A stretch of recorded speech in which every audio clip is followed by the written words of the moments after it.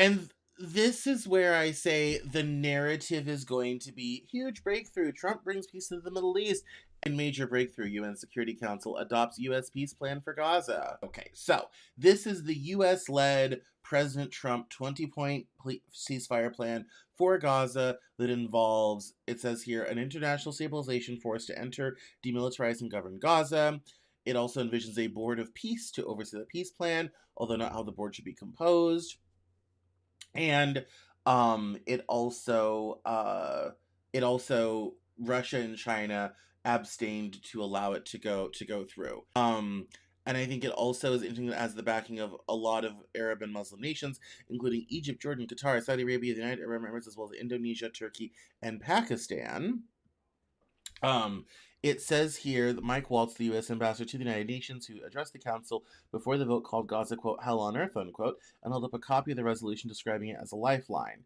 After the vote, Mr. Waltz thanked the council for joining us in charting a new course for Israelis, Palestinians, and all people in the region alike.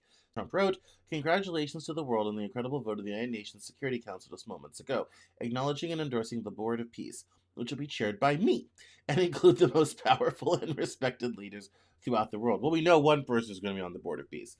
With Israeli strikes continuing in Gaza and outbreaks of violence erupting in the West Bank, among the next steps would be naming members of the Board of Peace, the body in charge of overseeing the transition in Gaza, and clarifying under whose authority the stabilization forces would operate.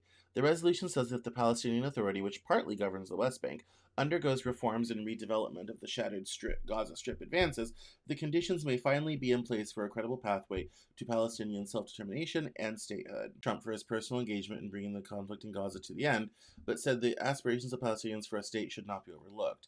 Genuine peace in the Middle East cannot be achieved without justice for the Palestinian people who have waited for decades for the creation of their independent state.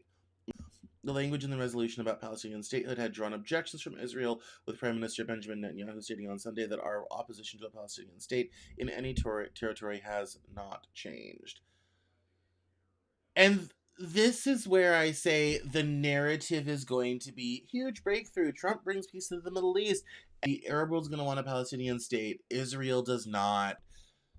I'm not going to say this isn't progress because it is, but you're still going to run into the issue of where are the Palestinians going to go. But narratively speaking, it's going to be hailed as a big thing, and obviously, as always, the truth is always a little bit more nuanced.